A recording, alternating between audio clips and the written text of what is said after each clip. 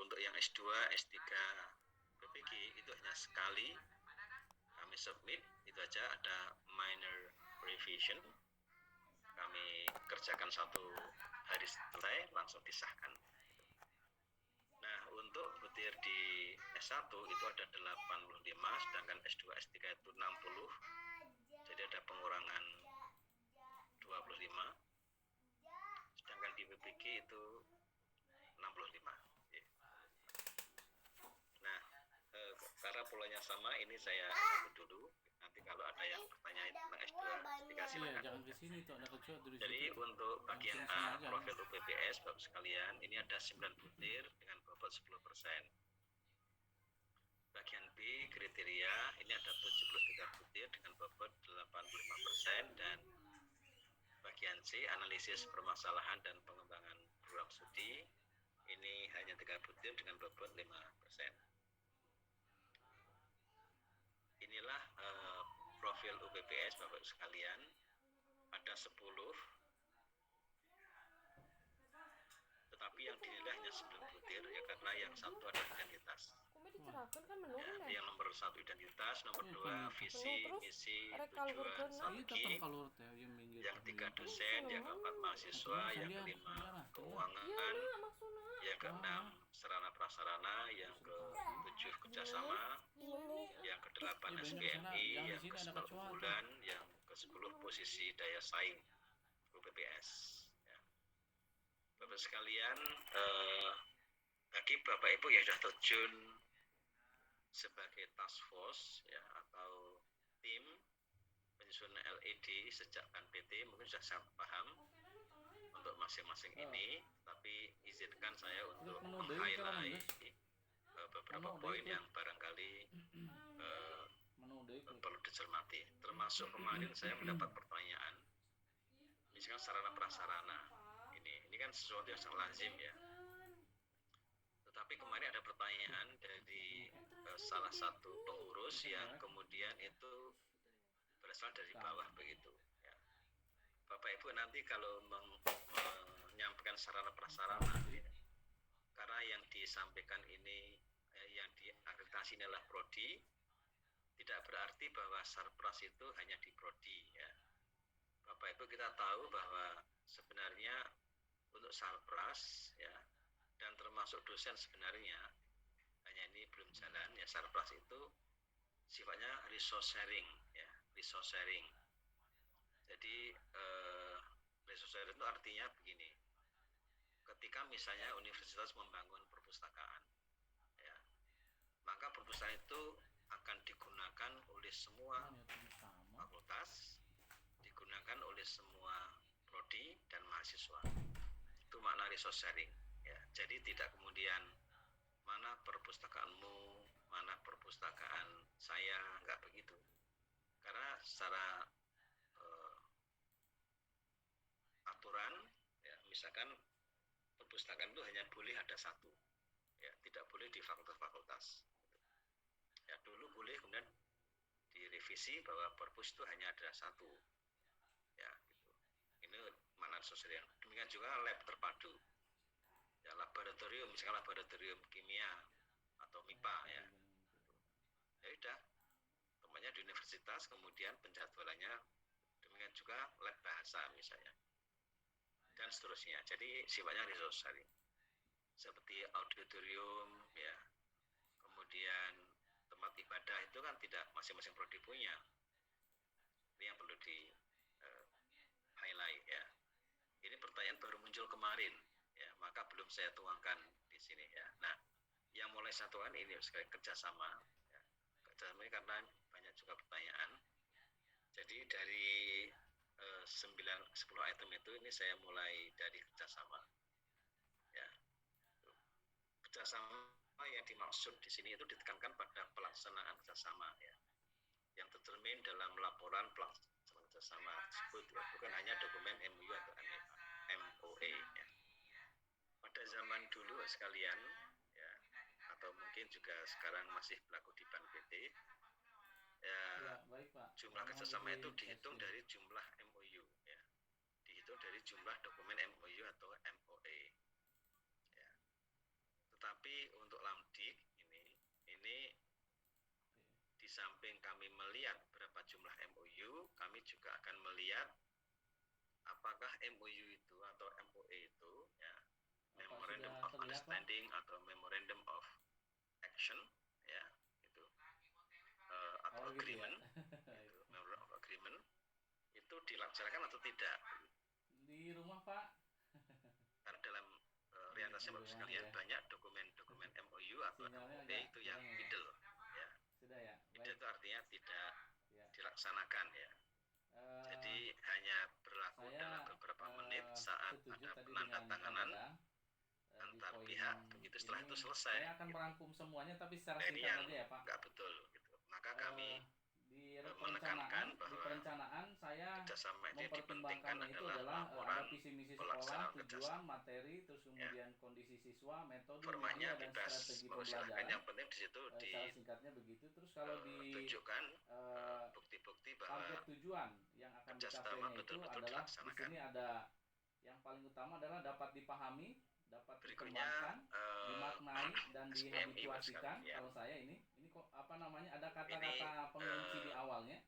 Ini sebagai kunci SPMI apa namanya ini termasuk saya lakukan dulu pernah jadi guru di SMP, di SMA. Dulu menjadi saya salah satu trigger mengapa mungkin ini akan ada sangkut pautnya nanti kelak.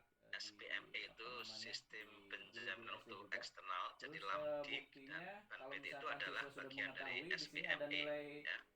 nilainya di Sedangkan atas rata-rata, SPMI di itu atas bagian rata-rata internal KKM. dari perguruan Kalau tinggi. saya dulu ngajar di SMA, Di SMP sistem itu bina ada mutu KKM-nya. internal adalah Mungkin SD kegiatan juga ada KKM sistemik biasanya seperti itu. Seperti yang saya penjaminan mutu pendidikan apa tinggi namanya oleh cek setiap di perguruan tinggi guru-guru secara yang sudah otonom mengajar di SD, di skripsi mereka, untuk di PTK mereka ada mengendalikan KKM. dan Itu meningkatkan rata-rata yang sudah di tinggi atas secara KKM berarti berencana siswanya dan sudah berkelanjutan.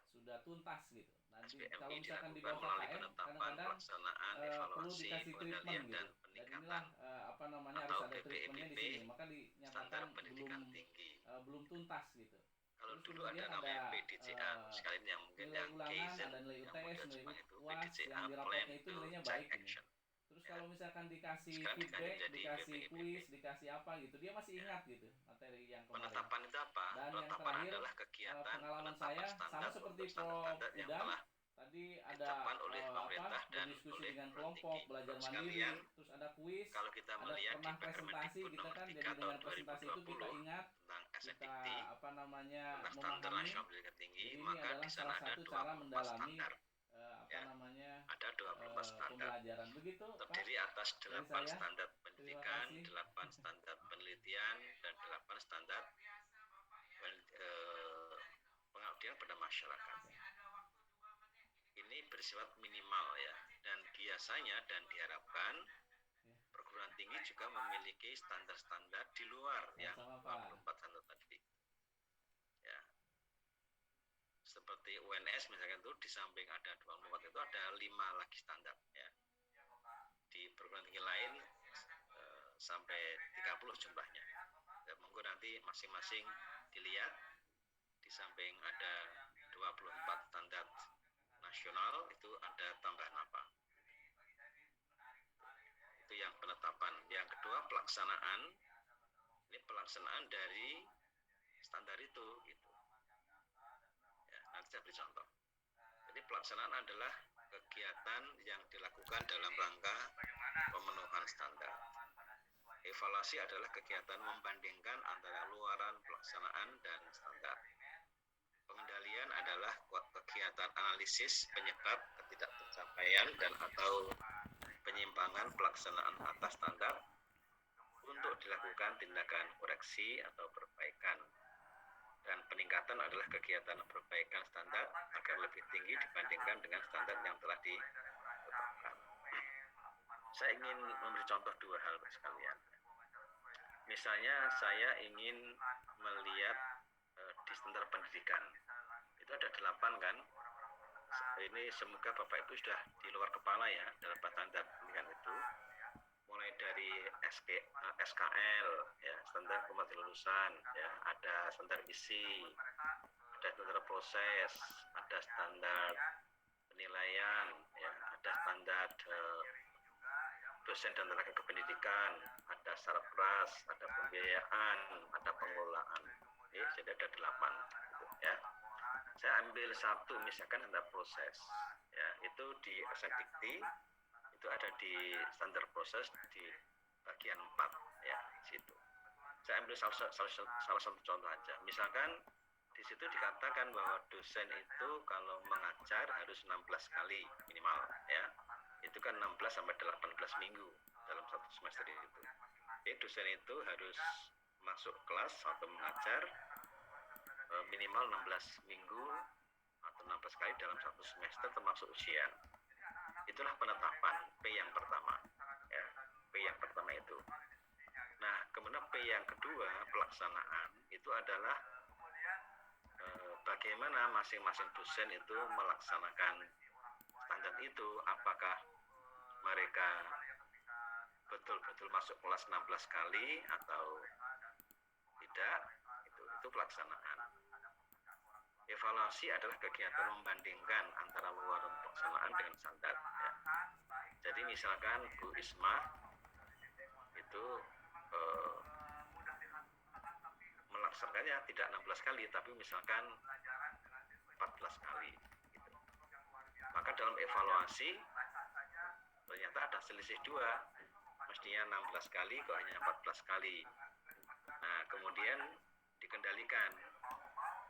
Kenapa? Ya, dianalisis penyebabnya mengapa Bu Isma hanya mengajar 14 kali. Oh, ternyata kemarin sempat kena Omikron, ya, sehingga harus bed rest. Oh, ya sudah.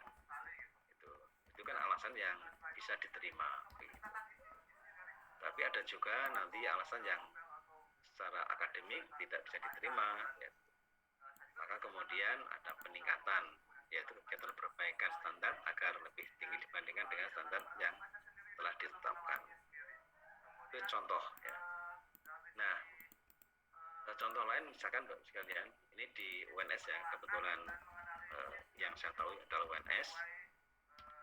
Pada tahun 2011, ya, saya ulangi, pada tahun sampai dengan tahun 2011, saya ulangi, sampai dengan tahun 2011, dekan itu masih boleh S2, Bapak sekalian. Jadi dekan-dekan itu boleh masih S2. Itu sampai dengan 2011. Kemudian ada pergantian kepemimpinan mulai 2011 sampai 2015. Itu dekan harus doktor, ya, dekan harus doktor. Kaprodi masih boleh S2, ya, Kaprodi masih boleh S2. Tetapi tahun 2015 sampai 2019 itu saya dari dekan waktu itu sekalian. Jadi saya menjadi dekan satu periode tahun 2015 sampai 2019. Itu kaprodi apapun itu harus doktor. Nah, ini kan artinya standar itu bergerak begitu, ya, dinamis, ya, bergerak dinamis, dan itu melampaui standar dikti gitu. Karena dikti tidak mengatur bahwa kaprodi atau koordinator itu dokter, enggak. Nah, ini kan melampaui. Inilah yang disebut dengan SPMI sekalian. Baik, sehingga kalau tadi ada 24 standar, ya masing-masing harus ada PPEPP-nya. Ya. Kalau nanti ada 30 standar, ya ada 30 PPEPP. Jadi PPEPP itu merupakan sebuah siklus, ya, untuk menjalankan itu. Nah, kalau sekalian, mungkin di tempat Bapak juga ada namanya AMI, ya, audit mutu internal. Ini merupakan salah satu perwujudan SPMI, ya, untuk mengecek apakah SPMI di masing-masing program studi itu berjalan atau tidak, begitu, ya. Kalau di tempat saya itu setiap semester itu ada AMI, begitu. Jadi setahun itu 2 kali, begitu. Baik, sekalian, berikutnya adalah unggulan, ya, unggulan. Ini banyak yang bertanya. Unggulan itu ada 5, ada unggulan di bidang pendidikan, penelitian, PKM, publikasi, dan pengembangan kelembagaan. contohnya banyak sekalian ya. Di sini hanya saya tulis beberapa saja. Contoh unggulan pendidikan misalnya kan overseas student exchange ya, pertukaran mahasiswa dengan PT di luar negeri.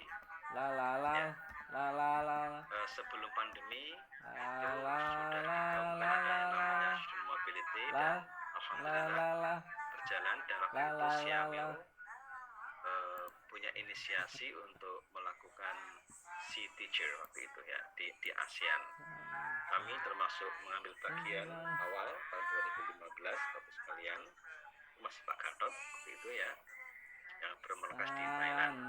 Sehingga dan setelah itu tahun 2016 setelah kami kembangkan skemanya, misalkan tidak hanya dari Siamil tapi juga Zutuzu, kemudian melalui International Office dan seterusnya, sehingga antara tahun 2016 sampai 2019 kami di UNS misalkan itu mengirimkan tidak kurang dari 40 mahasiswa ke 7 negara. Ayo Bu Saras, goyang Bu Saras. Dan kami juga menerima sekitar 20 Bu Saras gak nyanyi Pak? mahasiswa luar negeri. Bu Saras gak nyanyi nih, harus sering Inilah nyanyi bentuk nih. dari Bu Sarasnya belum nyanyi itu. mahasiswa luar negeri. Bu Oka belum nyanyi ya. Lecturer sikap itu pertukaran dosen ya. Kami Bu punya Dija. program studi PLB pendidikan luar biasa dengan UGM Malaysia. Kami bertukaran dosen, jadi dosen-dosen prodi dari Mantap. UGM Malaysia mengajar di UNS dan saya di sana begitu. Kemudian juga visiting scholar, visiting professor ya. Mungkin termasuk Bapak Ibu yang doktor atau yang guru besar yang mungkin Semangat. Asik-asik sebagai Joy. di luar ya, di Semangat lain pagi. ya, baik di dalam maupun di luar negeri.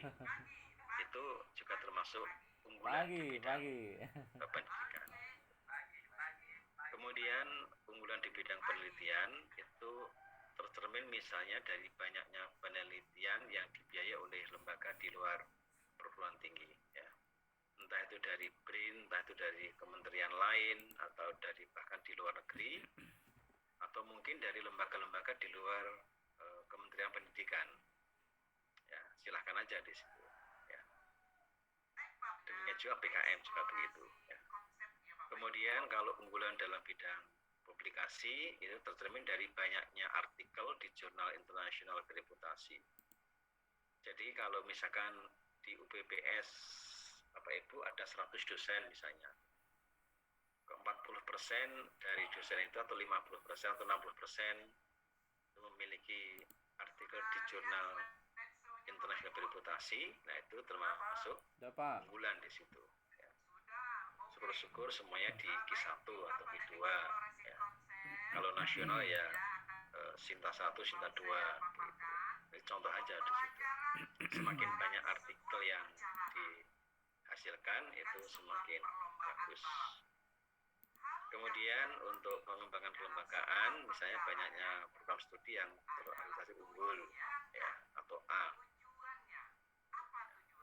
Ini hanya contoh-contoh, pasti nanti Bapak Ibu akan punya catatan-catatan penting lain yang ada dalam UPBS Bapak dan Ibu sekalian. Kemarin ketika saya visitasi di AL ya, di UIN Sunan Kalijaga, Budikan menjelaskan adanya beberapa lembaga yang menjadi akselerasi kerjasama luar negeri, misalkan seperti itu. Nah, itu juga bagus di situ. Ya. Bahkan UPBS-nya UIN Sunan Kalijaga itu punya berapa ya? 19 jurnal. Itu luar biasa di situ. Ya. Ini contoh unggulan ya. Kemudian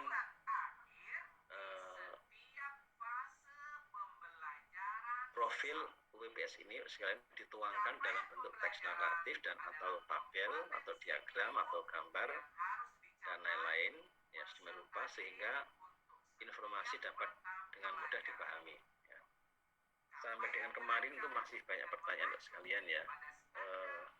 Kemarin kebetulan kami jam 1 sampai jam 3 itu ada pertemuan dengan prodi-prodi yang kami jadikan uji coba untuk instrumen S2, S3 dan PPG begitu. Jadi masih ada prodi yang mengisi data-data kuantitatif, ya. Kemudian di bawahnya ada narasi. Saya bilang nggak perlu, Bapak Ibu gitu. Jadi nanti akan ada data yang diminta atau informasi yang diminta, ya sesuai dengan yang diminta aja begitu. Kalau mintanya hanya istilah tabel ya sudah selesai, tidak perlu dinarasikan. Maka nanti Bapak Ibu dalam 85 item itu mungkin ada informasi yang lebih tepat disampaikan dalam bentuk teks naratif, ada yang lebih tepat dengan bentuk tabel, ada yang lebih tepat dengan diagram, gambar dan seterusnya. Harapannya ini belum harga mati Bapak Ibu ya, harapannya jumlah kata dalam bagian profil tulisan ini paling banyak 5.000 kata atau 10 halaman. Ini harapannya ya. Karena kami baru uji coba dan kemarin saat uji coba itu ada yang sampai 250 sekian halaman. Ya. Oke, ini yang profil UPPS sekalian ya. Nah, sekarang yang kriteria ini ada 9 Bapak Ibu sekalian, ada 9 kriteria. Ini persis dengan ban PT karena memang tidak boleh menyimpang sedikit pun dari ban PT. Ada visi, misi, tujuan dan strategi, tata pamong, tata kelola dan kerjasama, mahasiswa, sumber daya manusia, keuangan, sarana prasarana, pendidikan, penelitian, PKM dan keluaran dan capaian tridharma. Ke-9 kriteria ini Bapak Ibu kami kelompokkan menjadi 4 ya. Untuk kriteria 1 dan 2 itu kami bernama manajemen begitu ya. Ini bobotnya hanya 7,5%. Kemudian kriteria 3, 4 dan 5 itu 15% kami bernama input. Kemudian kelompok ketiga itu tridharma, pendidikan, penelitian dan PKM itu kami kelompokkan dalam proses dengan bobot 29%. Ini sudah mulai besar. Dan paling besar adalah keluaran dan capaian tridharma. Itu mencapai 33% Bapak Ibu sekalian. Mengapa itu yang paling besar? Karena kita menganut namanya outcome-based accreditation. Ya. Akreditasi berbasis outcome. Ya, gitu. Output. Ini juga seiring dengan adanya OBE, Outcome Based Education, yang diikuti dengan Outcome Based Curriculum dan seterusnya. Jadi sekarang itu serba outcome based. Bahkan yang Dikdasmen pun sudah mulai bergerak dari compliant based accreditation menjadi sekarang itu performance based accreditation. Kalau di SMA kan nggak ada luaran-luaran yang seperti artikel publikasi, maka teman-teman di BAN PT, BAN SM ya, Badan Sekolah dan Madrasah itu menggunakan performance based. Jadi bagaimana kualitas guru mengajar dan seterusnya. Begitu Bapak sekalian. Ini perlu kami sampaikan ya untuk mengantisipasi dan sekaligus menjadi trik atau strategi bagaimana supaya Bapak Ibu unggul. Ya, gitu. Satu contoh misalkan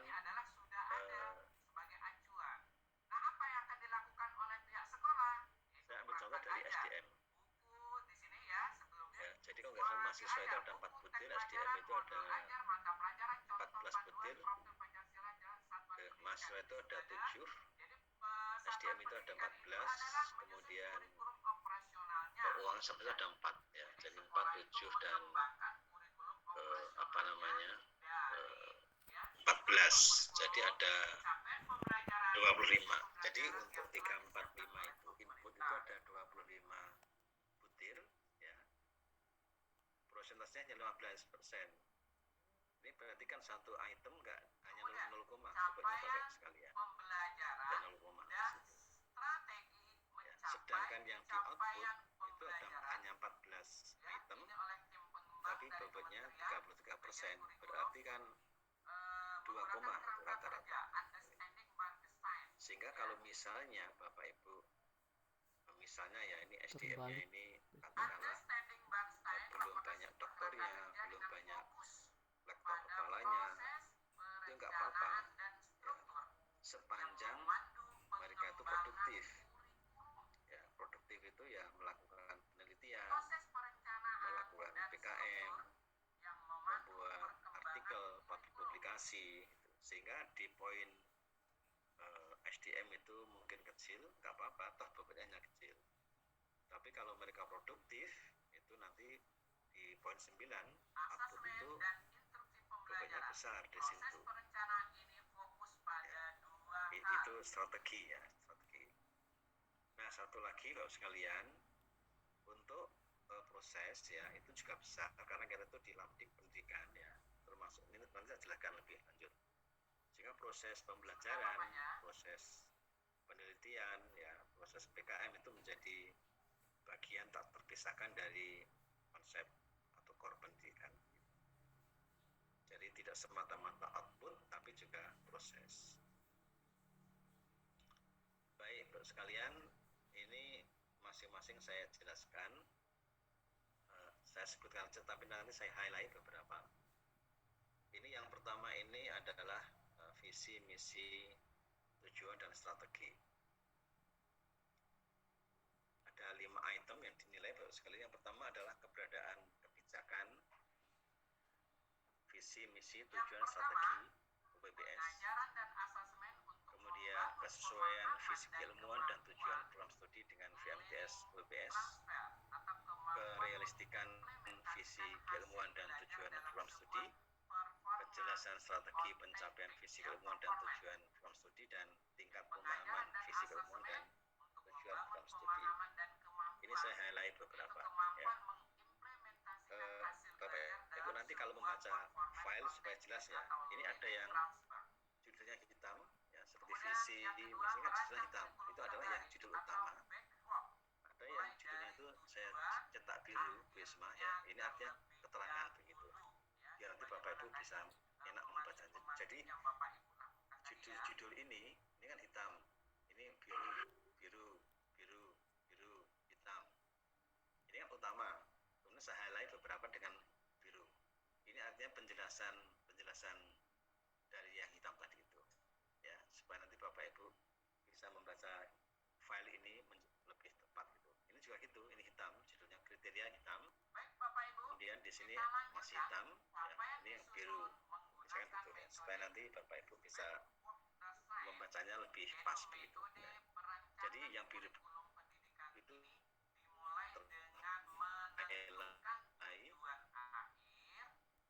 jadi tidak semua saya highlight ya, karena kami berasumsi bahwa Bapak Ibu sudah paham, kecuali memang hal-hal yang perlu kami highlight begitu. Kami garis bawahi. Ini kebijakan Bapak sekalian, pusat kebijakan ya. Nanti kebijakan ini akan menjadi pola. Jadi dalam setiap kriteria ini, mulai kriteria 1 sampai 9, itu akan selalu ada namanya kebijakan, pelaksanaan, evaluasi, dan tindak lanjut. Bisa ulangi, ada kebijakan, ada pelaksanaan, ada evaluasi, ada tindak lanjut begitu. Ya. Nah, seperti tadi sudah kami singgung ya, kebijakan itu ada dua sekalian. Kebijakan yang ditetapkan oleh pemerintah dalam bentuk undang-undang, peraturan pemerintah, peraturan menteri, keputusan kepala badan, dan lain-lain. Ya, jadi mohon maaf ini ada salah ketik ya, ini dia undang-undang.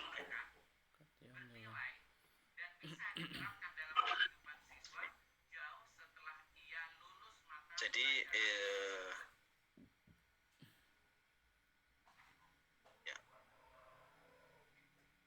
Jadi ada undang-undang, peraturan pemerintah, peraturan menteri, keputusan keputusan badan dan lain-lain ya. Ini yang sifatnya nasional. Tadi saya sampaikan Bapak sekalian bahwa kebijakan yang bersifat nasional itu pada umumnya bersifat minimal requirement ya. Minimal requirement. Contoh ya, untuk mendirikan program studi boleh hanya 5 dosen ya, tidak semuanya harus lektor kepala gitu. Boleh, itu kan minimal ya, minimal sekali di situ. Tapi nanti dalam kenyataannya kan nggak seperti itu. Pasti perguruan tinggi setempat akan menuntut ya supaya dosen-dosennya itu tidak hanya 5 orang, tapi banyak sesuai dengan rasio yang nanti berkembang sesuai dengan bertambahnya jumlah mahasiswa ya. Ini ada lagi yang kurang. Nah, kemudian untuk kebijakan yang lokal itu dari siapa terserah, tergantung jenis perguruan tingginya Pak sekalian, apakah PTNBH atau BLU atau Satker ya, masing-masing. Kalau di sini ada peraturan Majelis Wali Amanah, ini berarti sudah punya PTNBH gitu ya. Kalau peraturan universitas ini mungkin masih BLU, karena kalau PTNBH itu ada namanya peraturan senat akademik dan seterusnya gitu. Kalau peraturan rektor itu berlaku untuk semua jenis ya. Jadi kadang-kadang nanti yang PTNBH itu ada 3 lapis malahan. Peraturan Majelis Wali Amanah, peraturan senat akademik, rektor dan seterusnya. Dan ini diharapkan bisa melampaui kriteria yang ada di kebijakan nasional. Hanya sekalian mohon nanti ketika Bapak Ibu menunjukkan kebijakan itu, tolong pilih yang relevan saja. Ya. Yang tidak relevan nggak usah. Untuk itu, untuk menjamin relevansi itu ya, kami membuat semacam rambu-rambu ya. Maka tulislah apa nama kebijakannya ya. Kebijakan penerimaan mahasiswa baru misalkan itu. Ya, itu ada di nomor atau nama pasalnya ada nggak di situ. Nomor ayat dan bunyi pasalnya seperti apa. Ini untuk menjamin bahwa kebijakan yang Bapak Ibu tulis itu sesuai dengan yang diminta. Karena pengalaman kami mendampingi beberapa prodi itu, teman-teman cenderung menuliskan banyak sekali, mulai dari undang-undang Sisdiknas sampai peraturan rektor. Padahal tidak semuanya relevan. Oleh karena itu mohon yang ditulis hanya yang relevan. Ini kebijakan ya. Yang kedua adalah visi keilmuan. Ya. Ini Bapak sekalian, saya ingin kembali sedikit di sini ya. Ketika di profil tadi dan juga di sini itu judulnya keberadaan kebijakan visi misi tujuan strategi UPBS. Ya. Karena memang kami tidak boleh mengubah itu. Tetapi sebenarnya ya VMTS sebagaimana yang Bapak Ibu pahami, saya ulangi ya. VMTS sebagaimana yang kita pahami sampai saat ini itu adalah VMTS kelembagaan. Ya, saya ulangi, VMTS sebagaimana yang kita pahami sampai saat ini itu adalah VMTS kelembagaan. Ya, yang itu berada di level UPBS dan perguruan tinggi. Ya, saya ulangi, itu berada di level UPBS dan perguruan tinggi. Tetapi di program studi Bapak Ibu sekalian ya, itu tidak ada VMTS atau tidak ada visi kelembagaan. Yang ada hanya visi keilmuan. Ya, saya ulangi, prodi itu tidak ada visi kelembagaan. Yang ada adalah visi keilmuan. Bahkan misi juga nggak ada. Maka yang diminta adalah visi keilmuan dan tujuan program studi. Ya, itu ya sekarang seperti itu. Ya. Sehingga nanti dalam ketika Bapak Ibu submit ini ya, kalau misalkan di UMY ada UPBS-nya itu ada berapa prodi Bu Isma di UMY itu? C ya. Ada berapa prodi itu? Prodi kurang banyak. Kalau ya. Prodi ya. Jadi misalnya ini ya, misalnya katakanlah ada 15 atau 20 prodi ya. Jadi satu UPPS punya 20 prodi, maka nanti hanya akan ada satu visi kelembagaan, tapi nanti ada 20 visi keilmuan gitu. Ya. Coba Bapak Ibu silahkan dibandingkan ini ya. Saya beri waktu 2 menit atau 3 menit ya, mohon Bapak Ibu membandingkan ini ya.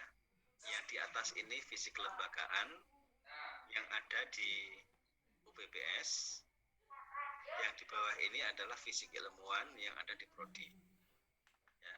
Saya beri waktu 2 menit, silahkan dicermati bedanya apa di sini.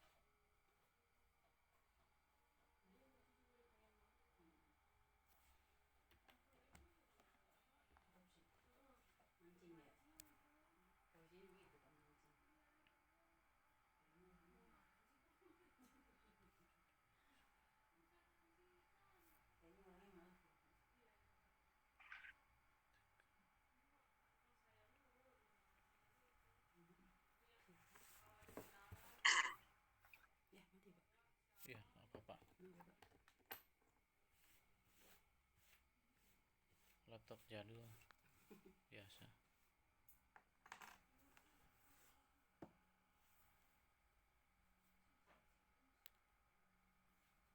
Coba Pak, ini silakan. Ya, kalau di visi kelembagaan atau kalau saya lihat ini di tingkatan fakultas ya Pak, visi fakultas itu memang sedikit lebih general gitu ya.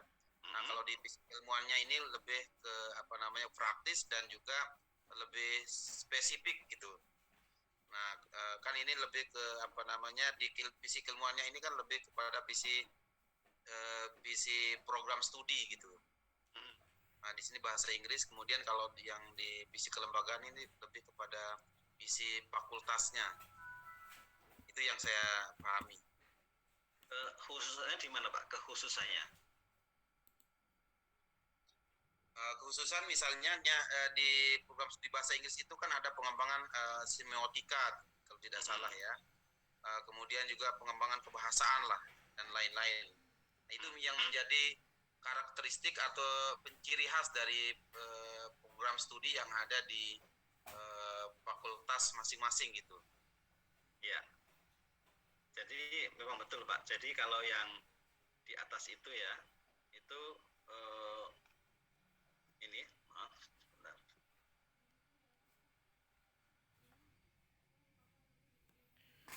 Ini, yang di atas ini dilihat dari inilah yang selama ini Bapak Ibu lihat ya. Jadi yang di atas itu yang Bapak Ibu lihat ini berlaku di fakultas dan di prodi ya, sampai kemarin. Padahal di PAN PT sendiri itu sudah lama sebenarnya. Kecuanya udah dibuang sama tapi mungkin tidak ada sosialisasi gitu ya, sehingga ya tetap aja begitu. Dan berisik ya. Nah, ini kami rumuskan Bapak sekalian berdasarkan diskusi kami dan juga melihat beberapa visi keilmuan di PT-PT besar seperti di ITB, di IPB gitu. Bahkan kami konsultasi langsung dengan Majelis Administrasi PAN PT. Gitu sekalian ya. Jadi kami konsultasi 2 kali sekalian. Yang pertama itu dengan Ibu Tiwi yang dari IPB yang kebetulan oleh Majelis PAN PT dijadikan juru bicara untuk instrumen ya. Kami diingatkan waktu itu bahwa tidak ada visi kelembagaan di prodi. Yang ada visi keilmuan. Tetapi Bu Tiwi sendiri ketika kami tanya itu seperti apa, itu beliau nggak bisa menjawab. Terus beliau ini yang artinya Pak Ceng ya, Pak Chan itu adalah ketua DE PAN PT waktu itu. Maka dalam kesempatan kami bertemu dengan Pak kami di Untirta di Banten, kami tanyakan betul memang prodi itu adanya adalah visi keilmuan ya, dan tidak punya misi ya. Jadi prodi itu tidak punya misi. Jadi yang ada hanya visi keilmuan dan program tujuan program studi. Bapak Ibu lihat ya, ini kata-katanya kalau di atas itu menjadi pusat pengembangan ilmu teknologi dan seni di bidang keguruan dan pendidikan bereputasi internasional dengan berlandaskan pada nilai-nilai luhur budaya nasional. Ini kan global sekali. Ini cita-cita lembaga sekalian. Ya, ingin menjadi fakultas bereputasi internasional. Gitu. Ini visi ketika saya jadi dekan ya, kami memang seperti ini dan memang seperti itu ya. Tapi di bawah itu masih draft ya, karena Bapak Ibu saya itu kalau di prodi ya, di prodi itu saya ditunjuk menjadi koordinator pengembangan kurikulum ya, itu sejak dulu. Jadi kalau lucunya itu gini, kalau pada periode 2015-2016 di fakultas saya jadi dekan ya, tapi di prodi saya menjadi anak buahnya Kaprodi, nggak masalah bagi saya, itu kan hanya masalah peran kan. Jadi sejak dulu kan di prodi itu menjadi koordinator pengembangan kurikulum. Maka saya membuat draft ini. Draft ini belum kami lokakaryakan sekalian. Ini masih draft saya berdasarkan diskusi kami dengan teman-teman ahli dan juga tadi melihat bagaimana fisik ilmuwan di ITB, di IPB, di UM, bahkan di luar negeri, di MIT, di Oxford dan seterusnya. Muncullah ini. Jadi kalau di bawah ini sekalian, ini langsung khusus ke keilmuannya. Jadi bagaimana keilmuannya itu. Nah kebetulan kami menggunakan pendekatan bagaimana pendidikan bahasa Inggris itu dikembangkan ya, berdasarkan teori pembelajaran sosiokognitif dan teori linguistik semiotika sosial. Nah, Bapak sekalian, kalau Bapak Ibu nanti lihat di IPB itu lebih menekankan kemanfaatnya pada masyarakat, kan begitu. Jadi tidak harus berorientasi pada bagaimana pengembangan ilmunya itu, tapi mungkin juga berorientasi pada bagaimana keilmuan itu memberikan manfaat pada masyarakat. Itu nanti Bapak Ibu silakan dilihat di IPB ya gitu. Nah, kalau Bapak Ibu tanya mengapa di UNS ya kami menggunakan teori pembelajaran sosiokognitif dan teori linguistik semiotika sosial. Ini kembali ke definisi ini ya. Ini ya. Visi keilmuan prodi adalah cita-cita program studi dalam mengkaji dan mengembangkan keilmuan tertentu yang menjadi unggulan dan penciri bidang keahlian. Ada dua kata kunci, unggulan dan penciri bidang keahlian. Kebetulan di UNS itu sekalian ya, itu teori sosiokognitif itu menjadi apa ya, semacam trademark gitu ya. Saya secara pribadi sejak tahun 2015 itu sudah menggeluti teori sosiokognitif ya, karena masuk akal ya. Teori sosiokognitif itu adalah teori pembelajaran yang melihat proses belajar berada dalam konteks sosial, interaksi sosial, di mana para mahasiswa atau para siswa itu belajar tidak sendiri tapi berinteraksi secara sosial dengan teman-temannya, dengan dosen, bahkan berinteraksi dengan buku ajar ya. Itu ada dalam proses itu ada scaffolding ya untuk mencapai namanya ZPD dan seterusnya itu. Maka kalau Bapak Ibu melihat itu ciri khas kami di situ ya, maka akan ketika saya membimbing disertasi, membimbing tesis misalkan, itu saya arahkan ke teori-teori sosiokognitif, sosiokultural gitu, kemudian teori-teori critical pedagogy seperti itu yang standar dengan ini begitu. Dan nanti mungkin di UMJ beda lagi, monggo silahkan ya, itu Bapak sekalian. Baik, jadi nanti mulai sekarang Bapak Ibu yang prodinya belum memiliki visi keilmuan, mohon diubah ya menjadi seperti ini ya. Nanti PPT ini sudah saya sampaikan kepada Bu Isma, nanti bisa minta ke panitia. Baik, kemudian ini adalah tata ngomong, tata kelola bersama. Ini mungkin tidak ada yang perlu saya highlight karena sudah sangat umum gitu. Hanya mungkin yang sering ini tadi yang pelaksanaan sama sudah saya jelaskan. Jadi yang nomor 5 itu knowledge 56 sudah saya jelaskan ya gitu. Yang nomor 4 ya, kepemimpinan itu ada 3 Bapak sekalian ya. Ini yang seringkali masih salah-salah ya. Kepemimpinan itu ada 3 di situ. Ada kepemimpinan operasional, ada kepemimpinan organisasi, ada kepemimpinan publik ya. Saya jelaskan satu persatu dulu ya. Tapi di sini nggak ada highlight-nya, nggak apa-apa ya, nanti saya tambahkan. Kepemimpinan operasional itu Bapak sekalian terlihat dari kemampuan pemimpin. Dalam hal ini adalah UPPS ya, Dekan, WD1, WD2, WD3 atau WD4 kalau ada ya. Bagaimana pemimpin atau pimpinan UPPS itu mengelaborasi visi, misi, tujuan menjadi program kerja. Itu namanya kepemimpinan operasional. How to operationalize. Jadi bagaimana mengoperasionalkan apalah manfaatnya punya visi bagus tapi kemudian ternyata tidak dioperasionalkan. Ya, jadi visi dan misi itu harus visi, misi, tujuan itu harus di breakdown, dielaborasi menjadi program kerja. Ya.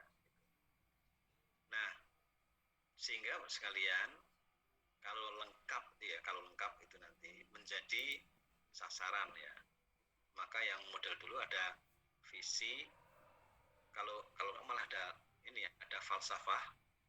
Ya lengkap ada falsafah, visi, misi, tujuan, sasaran, strategi. Ada 6 sekali kalau lengkap ya. Tapi di BNPT kan hanya 4. Jadi kalau lengkap itu ada 6. Ya. Nah, falsafah itu sekalian seringkali disebut dengan namanya university value. Ya. Ini kalau di dalam panduan kurikulum Dikti edisi 2020, Bapak Ibu dituntut untuk memiliki atau mencantumkan namanya university value, ya. Jadi falsafah yang dianggap sebagai apa yang digunakan di perguruan tinggi itu, misalkan gitu, ya. Oke. Itu ya. Jadi ya kembali tadi ya kepemimpinan operasional. Nah, setelah menjadi program kerja Bapak sekalian, kalau sekarang ada IKU ya, Mas Menteri itu punya kontrak dengan rektor untuk IKU. Rektor punya kontrak dengan dekan dengan kaprodi. Ya, gitu. Nah, 8 IKU itu mungkin pengelompokan program kerja gitu.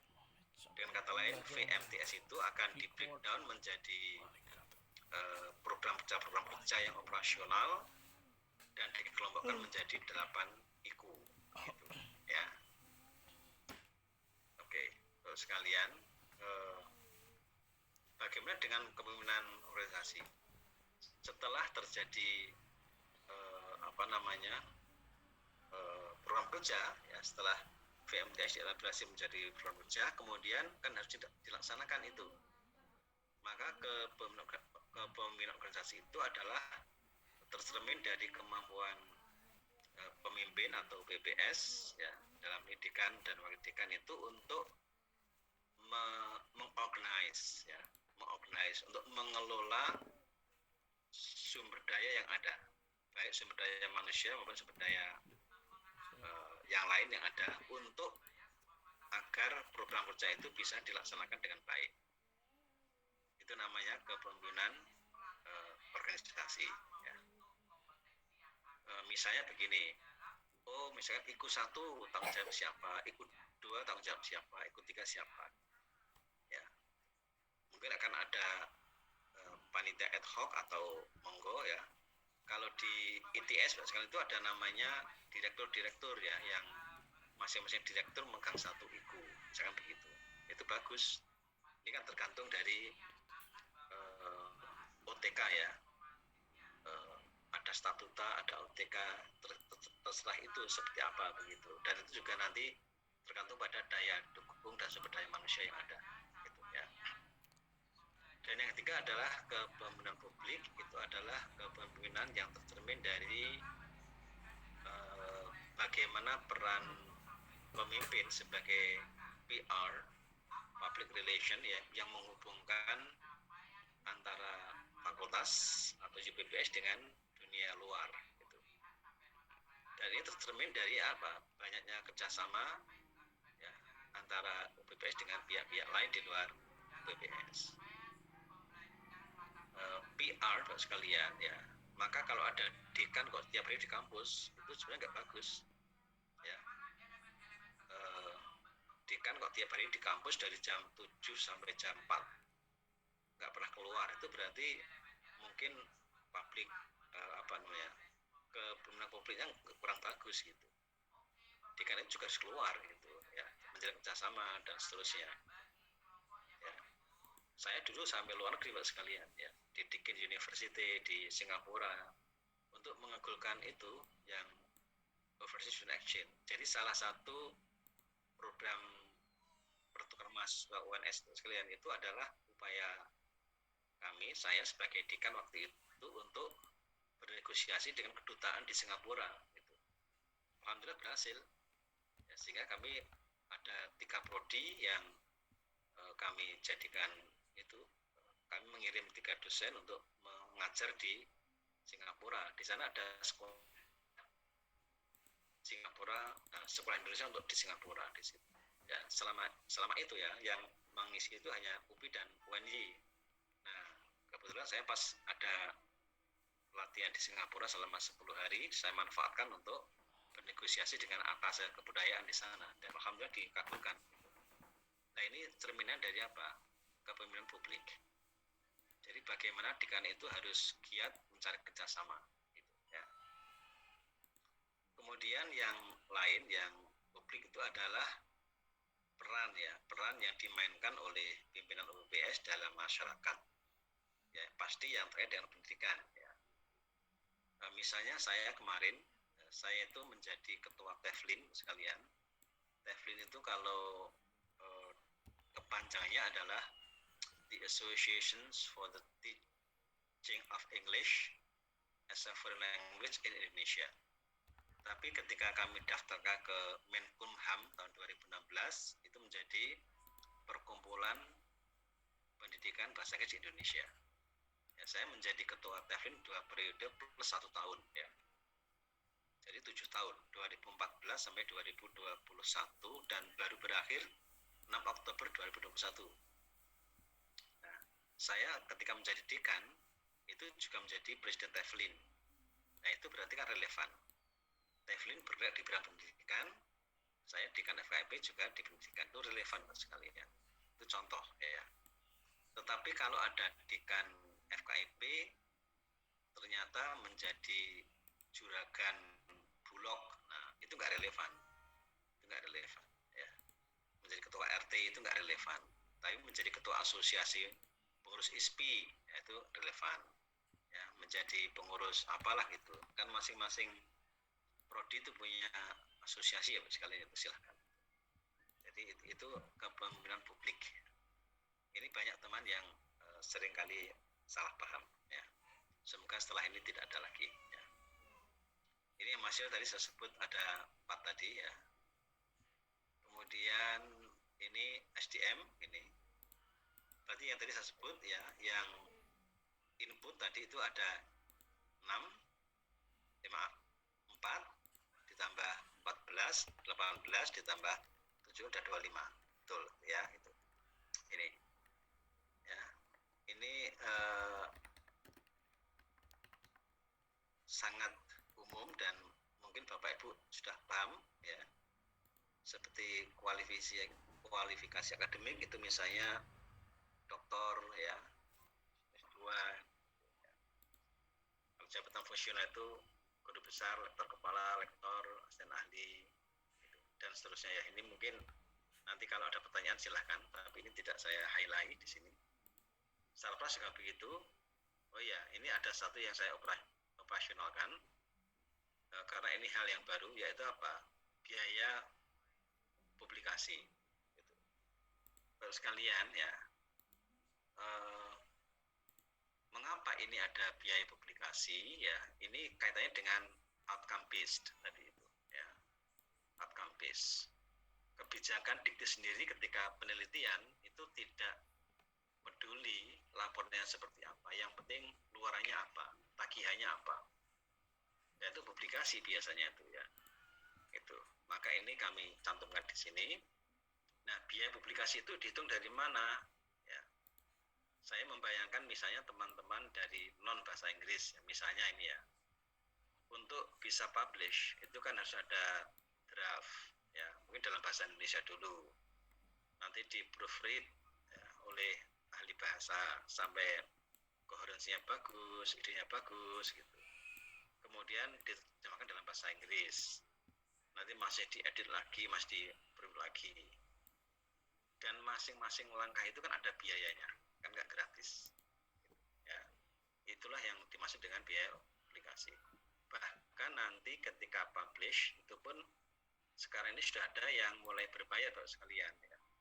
Beberapa jurnal bereputasi itu sudah mulai berbayar, gitu. Apalagi yang tidak bereputasi. Ya. Itu yang dimaksud dengan biaya operasional publikasi. Silahkan nanti dihitung. Oh, sama Pak Atta ya? Kalau di UNS itu rata-rata 30 juta per tahun per orang. Oke. Ya. Oke. Ini pendidikan. Ya. Nah, ini saya highlight. Mengapa pendidikan itu saya highlight? Karena ini Lamdik ya. Itu. Yang pertama kurikulum Bapak sekalian ya. Kurikulum.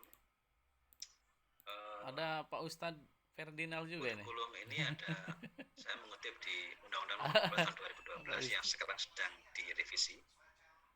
Ya. Nah, yang ingin saya sampaikan adalah ini ke kompetensi Pak. Nanti itu yang kita kami kejar kompetensi dulu. Lihat adalah kelengkapan ya. Jadi yang lengkap. Lengkap itu artinya apa? Memuat semua unsur kurikulum dalam panduan penyusunan kurikulum pendidikan tinggi edisi 2020. Di draft tugas sedang saya download ya. Bentar Pak. Nanti isinya ini ya. Jadi yang lengkap itu yang seperti ini ya. Tapi nanti terserah apakah Bapak Ibu masih menggunakan kurikulum lama atau kurikulum baru. Kalau sudah di atas tahun 2020 mestinya sudah pakai ini ya. Jadi lengkap, memuat 11 ini minimal ya.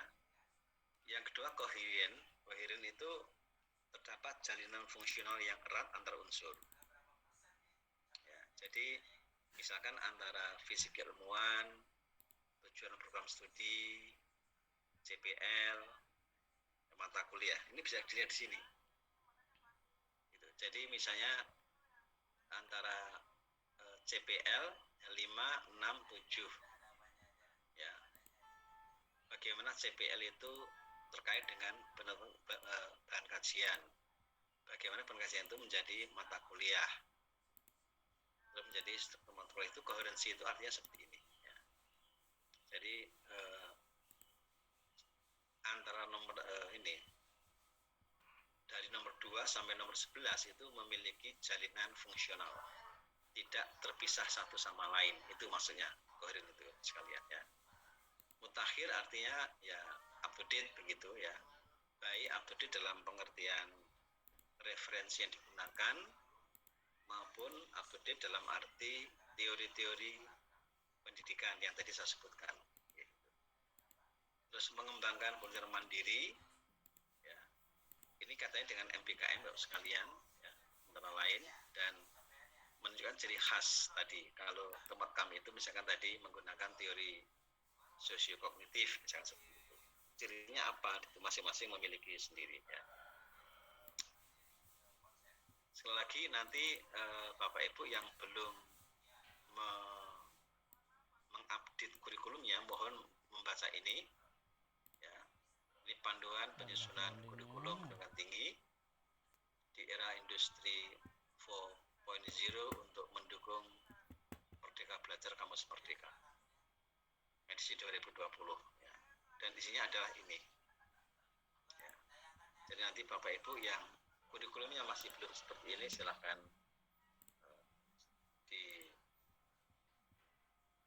disesuaikan dengan ini ya.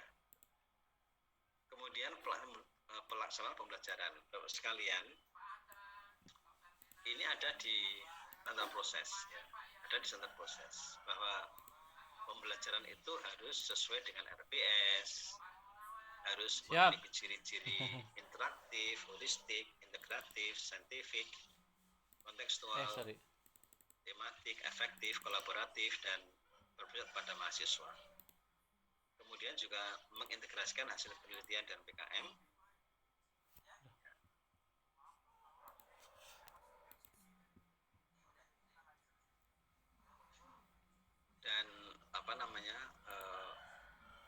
melaksanakan penilaian formatif. Nah, saya beri contoh sekalian. Misalkan di PAN-PT itu untuk mengecek nomor 1 ini, ya, apakah pelaksanaan pembelajaran sesuai dengan RPS itu menggunakan BAP, ya, berita acara perkuliahan. Nah, untuk Lamdik sekalian itu nanti asesor itu akan masuk kelas, ya. Asesor ini akan masuk kelas apa namanya untuk ini yang ya. Tapi nanti dari mana tidak ini? semuanya dilihat, ya, mungkin hanya 2 atau 3 dosen yang disuruh mengajar, itu pun mungkin yang muda-muda begitu ya, kira-kira gitu. Yang senior ya tidaklah, ya. Nah, ketika asesor nanti datang ke kelas untuk melihat dosen mengajar itu, untuk memastikan apakah ketika dosen mengajar itu sesuai dengan SOP-nya enggak, gitu. Apakah bersifat interaktif enggak, gitu. Ya. Apakah di dalam pembelajarannya dosen juga mengintegrasikan hasil penelitiannya atau tidak, dan seterusnya, sampai pada ini apakah melakukan assessment for learning. Nah, bagaimana kalau daring, Bapak sekalian? Kalau daring kan asesor kan ini di tugas pertama, ya, nanti bisa di video, Bu, Pak, ya, bisa di yang video. PowerPoint. Baik. Nah, Kalau inilah panduan pengamatan namanya, sekalian. Jadi untuk memandu, untuk apa? boleh Dalam melaksanakan saya pembelajaran screen itu, ya. kami sudah menyusun Biar panduan ini pengamatan. LK demonstrasi kontekstual pemahaman ya. Ini hanya ada, kalau yang ini LK ruang kolaborasi pemahaman CP2 ini, ada pendahuluan, ada kegiatan inti, ada namanya, yang ada tabelnya Bu, yang masih di PowerPoint. Nah, masing-masing 13 itu ya, sudah kami beri ya. rubrik ini. Contoh misalkan nomor 1 ya. pendahuluan, ya, misalkan itu dosen membangun suasana yang memungkinkan mahasiswa siap mengikuti perkuliahan. Yang dimaksud apa toh, supaya nanti asesor tidak salah paham, dijelaskan di sini. Belum muncul ya? Jadi maksud adalah atau membangun, melakukan aktivitas seperti memberi salam, menyapa, dan mereview pembelajaran yang lalu sebagai jembatan untuk mengikuti perkuliahan baru. Kita tulis anggotanya dulu ya. Itu. Terus nomor 6 misalkan di situ, contoh pendekatan atau metode mengajar yang membuat mahasiswa aktif adalah problem based learning, project based learning, case study, dan focus group discussion. So, monggo isiannya biar saya bisa ini copy. Nanti ada, Bapak Ibu chatting di ini ya, di apa namanya di sini nih. Chatting di sini ya. Chatting. Ini penelitian. Monggo, nanti biar saya copy ke sini nanti dari capaian pembelajaran gitu ya. Ini kita kelompok berapa ini? RG dan roadmap kita itu kelompok 1 ini Pak. Jadi sesuatu yang sangat breakout 1, kelompok 1. Mungkin saya ingin menceritakan ini, pelibatan mahasiswa dalam kecilan ya, penelitian maupun dalam PKM. Ini sekaligus ya. Kedip-kedip Pak. Ya, dimaksud pelibatan di sini Bapak Ibu memang betul-betul harus gitu. Melibatkan mahasiswa itu, dan itu harus dituangkan dalam gitu ya? Dokumen penelitian. Ya, jadi tidak sekedar menjadi pembantu pelaksana seperti zaman lampau gitu ya, tapi yang pertama tugas kelompok dulu ini. Bahkan mahasiswa dilibatkan itu, kalau yang rubrik mahasiswa S3, beda lagi. S2, ini kan tugas pertama dulu yang atas toh. Ya, itu harus tugas akhirnya harus apa? Saya kira yang ini nih. Coba. Saya pikir yang barusan saya misalnya sekalian, saya tahun 2018, 2019, 2020 makanya mau saya buat yang ini dulu. Ibah Dikti 3 tahun ya, itu saya melibatkan mahasiswa S3 dan S2 gitu. Dan topik mereka itu topik judul disertasi dan judul tesis itu merujuk pada tema penelitian saya begitu. Ya, sehingga nanti outputnya kelihatan, artikelnya kelihatan di situ. Nah, ini yang terakhir, output sekalian ya. Kalau Bapak Ibu perhatikan nomor 2 dan sampai dengan nomor 10 ya, itu adalah output di bidang pendidikan. Ada IPK rata-rata lulusan, prestasi akademik, rata-rata masa studi, ya, kelulusan tepat waktu, keberhasilan studi mahasiswa, pelacakan lulusan, waktu tunggu mendapat pekerjaan pertama, relevansi pekerjaan dengan pendidikan, dan kepuasan pengguna lulusan itu adalah output dalam bidang pendidikan. Sedangkan nomor 11 sampai 14 Bapak sekalian itu adalah output dalam bidang penelitian dan pengabdian pada masyarakat. Yaitu apa? Publikasi karya ilmiah hasil penelitian dan yang kira-kira berpengalaman DTPS Pak Atta di mata pelajaran apa? Ini misalnya dana tahu ya. Karya ilmiah DTPS dan mahasiswa yang disitasi, produk DTPS dan mahasiswa yang diadopsi oleh masyarakat, dan produk DTPS yang berhaki atau paten gitu. Dan inilah yang paling besar tadi Bapak sekalian 33%. Sehingga mohon kalau Bapak Ibu ingin yang PowerPoint tadi unggul begitu ya, tolong ini ya menjadi prioritas. Jadi minimal mulai di sini. Iya. Kan ini mulai ada rubriknya Pak. Tadi. Ada arahannya gitu. Pendidikan ya, mulai ada dari rubrik, sini. Ada arahannya. Ada penelitian, PKM ini. Tolong menjadi perhatian. Untuk yang manajemen input tadi itu ya tetap diisi. Tapi mungkin tidak menjadi prioritas ya, karena bobotnya kecil gitu. Namun demikian juga tetap harus diisi gitu. Nah ini bagian C Bapak sekalian ya, bagian C ada 3 butir, yaitu pertama evaluasi capaian kinerja. Pada akhir tahun UPBS dan PS melakukan evaluasi secara menyeluruh terkait dengan kinerja program studi dalam bidang 9 kriteria tadi itu. Tujuannya apa? Untuk mengidentifikasi tingkat pencapaian kinerja program studi, mengidentifikasi permasalahan dan strategi pemecahannya. Berdasarkan pada hasil tersebut, UPBS menyusun program pengembangan. Maka ada 3 di situ: evaluasi capaian kinerja, permasalahan dan pemecahannya, kemudian program pengembangan. Ini bagian C Bapak sekalian. Ya, ini bagian C. Tadi ada bagian A profil UPBS, bagian B kriteria, bagian C adalah ini. Ya. Kemudian tadi saya sampaikan Bapak sekalian bahwa dalam setiap kriteria itu ada 4 aspek ini, ada kebijakan, ada pelaksanaan, ada evaluasi, dan ada tindak lanjut. Ya. Kebijakan tadi sudah saya jelaskan, ya, nggak saya ulang lagi. Ini contoh kebijakan. Misalkan di butir 3.1.1 kemukakan kebijakan tertulis dalam bentuk peraturan perundang-undangan, ya, bisa undang-undang, ada PP, ada permen, dan lain-lain, dan atau peraturan pimpinan tinggi, bisa rektor, bisa ketua yang mengatur rekrutmen dan seleksi mahasiswa baru, kualitas input calon mahasiswa baru, dan daerah asal calon mahasiswa baru di program studi. Ini contoh instrumen yang menyangkut kebijakan. Ya. Ini pelaksanaan.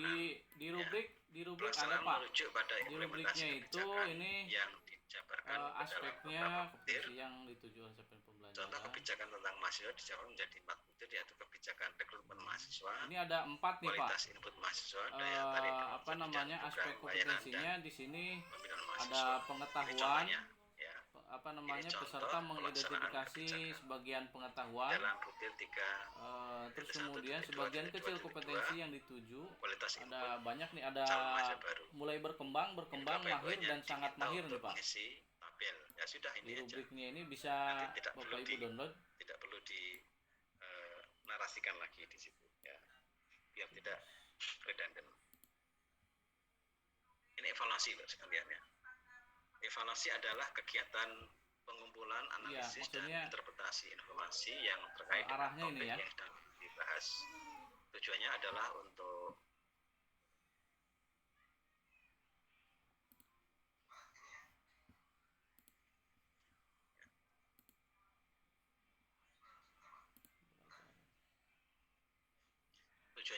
mengetahui kekuatan dan kelemahan kebijakan dan implementasi di lapangan.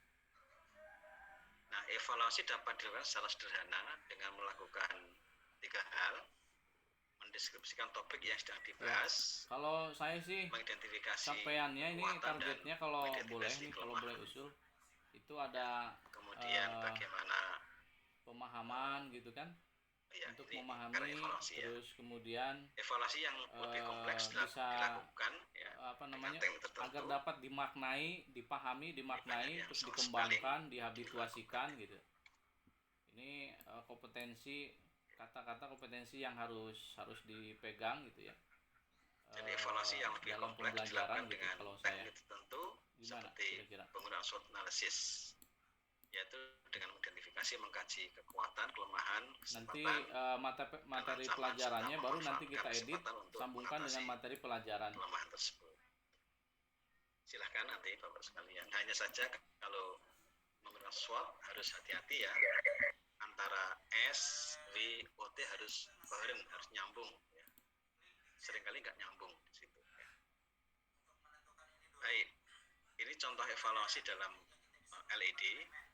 Tuliskan hasil evaluasi terhadap kebijakan dan pelaksanaan penerimaan mahasiswa baru, kualitas input di Drive Google baru, Pak dan daerah asal calon mahasiswa baru. Ini Bapak sekalian, ini contoh yang masih. Kemudian contoh tindak lanjut berdasarkan hasil evaluasi UPPS dan studi melakukan tindak lanjut yang berfokus pada mempertahankan atau meningkatkan kekuatan atau kelebihan dan mengatasi kelemahan dengan memanfaatkan kesempatan yang ada dan mengantisipasi ancaman yang dihadapi. Catatannya adalah tindak lanjut harus relevan dengan hasil evaluasi. Memiliki akhlak mulia ya Pak. Permintaan tindak lanjut yang tujuan PPKN ini ya berdasarkan hasil evaluasi sebagaimana tertuang dalam butir 3.1.3. Jelaskan tindak lanjut yang telah diambil dalam rangka meningkatkan jumlah dan kualitas calon mahasiswa baru, baik dari dalam negeri maupun dari luar negeri. Nah, Bapak sekalian, dari 85 item tadi, itu 56% itu merupakan data kuantitatif. Ini diisikan oleh ACC ke dalam format Excel dan dikirim ke Simalantik, akan muncul secara otomatis dalam form penelitian. Di samping di masih LED juga. Sedangkan data kualitatif itu 44%. Ya, sebentar. Asesor harus memberikan nilai secara manual dalam format penilaian berdasarkan judgement asesor. Ya, karena itu nanti pada tanggal 21, 22, 23 nanti akan ada sosialisasi dan sekaligus penyamaan persepsi asesor untuk tahap kedua ya. Mungkin ada di antara Bapak Ibu yang hadir di sini yang menjadi atau terpilih sebagai asesor Labdik. Nanti ini ada kita 5 akan ya melakukan yang tujuan ya pelatihan dan penyamaan persepsi pada tanggal 21, 22 dan ya elemennya 23. Nah, sekalian satu apa Pak? Salah satu perbedaan antara Labdik dengan BANPT itu adalah di Labdik tidak ada syarat perlu terakreditasi dan syarat perlu peringkat akreditasi. Ya, ini juga atas elemen Pancasila dulu berarti ya. Dengan Imam Bukhari yang waktu itu menjadi anggota majelis MA BANPT dan sekarang menjadi ketua MA BANPT dalam kesempatan FGD di Semarang waktu itu. Ya. Bapak Ibu sebagai gambaran ya. Tadi saya menyatakan bahwa dua undang-undang dasar menyusun instrumen S1 itu kami banyak daringnya. Luringnya itu hanya dilakukan di Solo saja.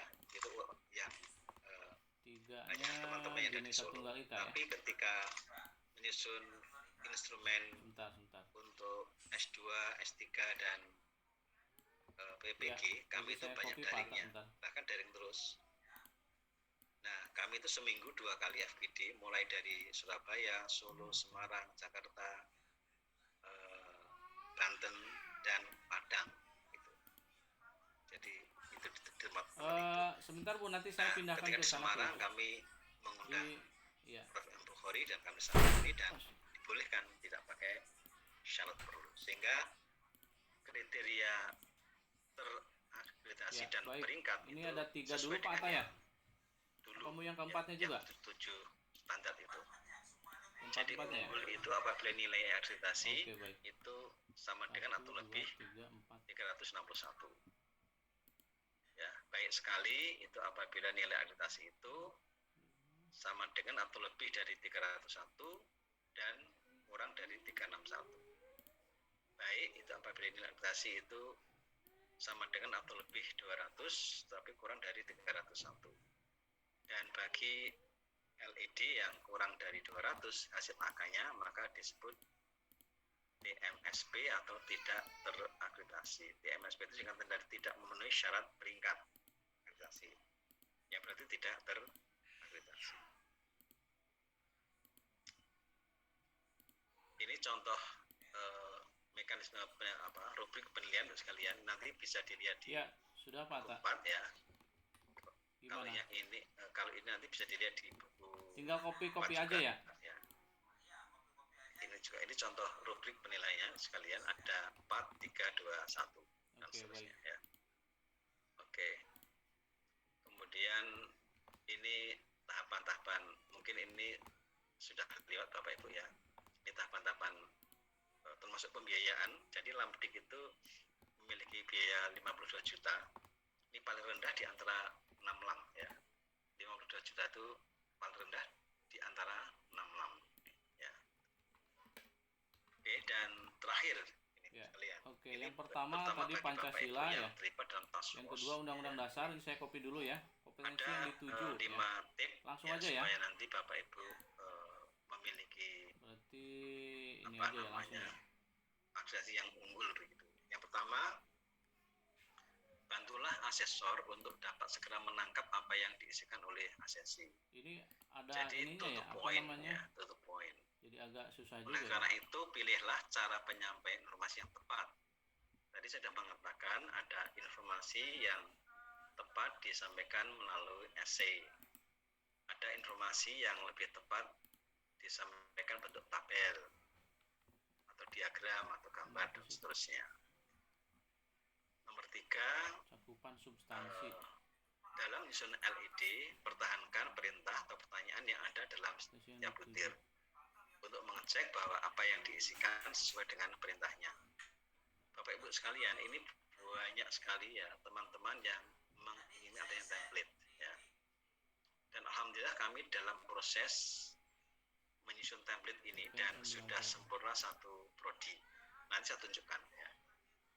Kemudian yang keempat, tulislah hanya yang diminta. Jangan menuliskan apa yang tidak diminta. Ini di kriteria 1 masih banyak teman-teman yang mengisi misi program studi. Padahal misi itu tidak dituntut gitu ya. Sekali lagi di prodi itu hanya ada visi keilmuan dan tujuan prodi ya. Jadi tulislah hanya yang diminta, jangan menuliskan apa yang tidak diminta. Yang kelima, tulisan hendaknya bersifat concise, singkat, padat, tepat sasaran dan mudah dipahami. Hindari tulisan yang ngelantur ya, supaya jumlah halamannya itu tidak terlalu tebal. Ya, ini copy paste-nya lumayan. Bapak sekalian, saya ingin menunjukkan salah satu template ya, supaya nanti punya gambaran Bapak sekalian. Template itu apa toh gitu. Karena banyak sekali teman-teman yang ingin diberi template ya. Capaian berdasarkan elemen.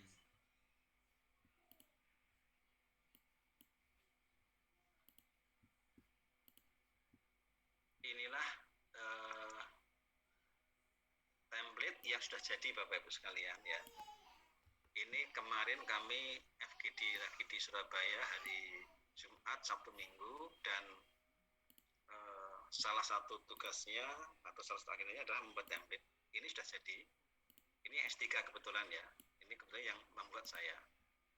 Jadi nanti ini halaman sampul, ya, tinggal isi aja. Terus ini adalah identitas unit pengelola musik, tinggal isi aja di situ. Ya. Kemudian ini identitas pengisi laporan uji diri. Ya. pengantar, silahkan diberi pengantar sendiri, daftar isi. Ya, sebentar. Nah, di sini sudah seperti ini sekalian. Ya, ini template ya. Jadi nanti Bapak Ibu tidak pusing-pusing lagi, karena kalau nggak seperti ini, kemarin itu ada yang 1 sampai 7 itu ya, itu ditulis naratif semua, tanpa paragrafing, tanpa itu ya Allah. Jadi itu kalau asesor membaca tuh bisa pusing 7 keliling itu. Maka ini dibuat template seperti ini supaya nanti terpisah masing-masing. Dan di sini ini VMTS yang kelembagaan tadi di sini, dosen di sini. Ya. Kemudian ini yang profil ya, yang juga gitu, udah seperti ini. Ya, ini namanya template, dan Bapak Ibu tinggal mengisikan aja di sini di kotak-kotak yang ini. Tapi kalau yang seperti ini tabel ya, tabel kerjasama ya udah nggak ada kotaknya lagi, tinggal ngisi di sini dan nggak perlu dinarasikan, cukup di tabel aja sudah cukup ya. Jadi yang mutu evaluasi dan lanjut selalu begitu, ada namanya kebijakan ya, ada kebijakan pelaksanaan, kemudian ada evaluasi, ada sistem. Nanti 3 juga begitu, ada kebijakan, ini ada kebijakan, sebentar, ini kebijakan, ini kebijakan, ini kebijakan, ya, ini mestinya tidak perlu ini ya, ini aja, ya, kebijakan ini, terus sampai selesai sekalian. Sampai di sini. Oke, ini template namanya. Insya Allah minggu ini nanti sudah kami upload ya di Simalamdik, sehingga nanti Bapak Ibu bisa mengunduh ya untuk dapat template itu. Oke. Demikian pengantar saya sudah bicara lebih dari 1,5 jam semua. Ya. Ini saatnya Bapak Ibu untuk merespon ya. Merespon itu bisa bertanya, bisa konfirmasi itu ya, dan seterusnya gitu. Okay. Baik, demikian Bu Ismah, waktu saya kembalikan kepada panjenengan untuk mengatur berikutnya. Sedikit lagi. Baik, terima kasih Prof, luar biasa, 1,5 jam diulas tuntas ini Prof. Sampai template-nya kalau saya tidak salah itu karena template terbaru. Saya waktu itu ikut camp yang pertama di Jogja Prof. Iya, gitu ya. Namun template-nya sepertinya belum dikotak-kotakin seperti yang tadi belum. Iya, nanti akan diupdate nanti Bu Ismah. Oke. Baik Bapak Ibu sekalian, tadi sudah secara detail sebenarnya yang sudah disampaikan oleh Prof. Joko, sama seperti saya ketika waktu ikut di camp 1 ya, benar-benar kuliti gitu oleh Prof. Jadi kesempatan kita untuk menanyakan juga secara detail ini dalam-dalamannya seperti apa gitu, atau mungkin ada yang kurang dipahami atau ada yang masih miskonsepsi gitu ya dari pertanyaan-pertanyaannya, seperti yang tadi Prof sampaikan bahwa untuk template mungkin nanti bisa di download di ini ya, di Lamdik ya, di lamannya Lamdik ya Prof ya. Instrumen-instrumen yang tadi juga di awal Prof sampaikan ada, iya benar, ada matriks. Siap, alhamdulillah, gercep Prof ya. Baik Prof, karena di sini sudah ada yang raise hand, ada 2 orang. Sebenarnya nanti saya juga minta izin untuk bertanya juga ya Prof ya. Tapi saya berikan kesempatan untuk para peserta dulu untuk bertanya. Diawali oleh Pak Suryadi Naomi. Ini kebetulan kaprodinya Magister Teknologi Pendidikan dari UMJ Prof. Silahkan Pak Suryadi menanyakan secara langsung. Pak Suryadi. Ini saya membuatnya. Terima kasih. Gelap-gelap Assalamualaikum ya? warahmatullahi wabarakatuh. Goyang-goyang ya? Terima kasih Prof. Joko yang sangat mencerahkan dan rinci gitu ya, untuk proses bagaimana mengisi instrumen. Kebetulan prodi kami, prodi Magister Teknologi Pendidikan, Prof. S2 TP, yang kebetulan kami baru pertama kali diakreditasi dan statusnya dapat C, dan kami ingin memperbaiki meskipun kami berakhirnya tahun 2024. Jadi kesempatan tahun ini berharap bisa mengikuti ya Pak ya. Ya, cuma ada tuntutan ini, Prof. Mahasiswa ingin supaya dapat, ya kalau sekarang mungkin baik sekali ya, atau baiklah tidak C seperti status yang dulu, karena ada implikasi kepada administrasi teman-teman mahasiswa yang dari PNS yang naik atau yang mau khususnya lah itu.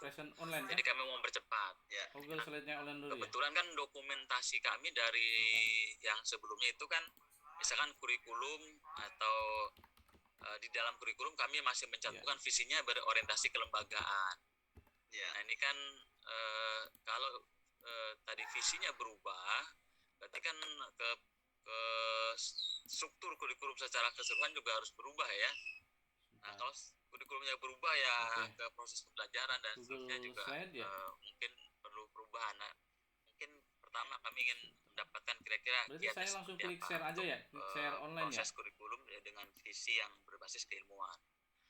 Itu yang pertama. Yang kedua, dalam pola pengisian setiap kriteria itu kan ada 4 tadi ya, Prof ya. Ada kebijakannya, ada laporan pelaksanaan dan sebagainya. Itu mungkin dalam tadi sebenarnya sudah dijelaskan sih, mungkin lebih teknis nanti kira-kira pemilahannya seperti apa yang baik, dengan mungkin ada tidak format-format standar yang dibuat atau yang bisa dirujuk itu untuk bisa kita adopsi bagaimana kebijakan dokumen kebijakan, dokumen laporan pelaksanaan dan seterusnya. Itu yang empat.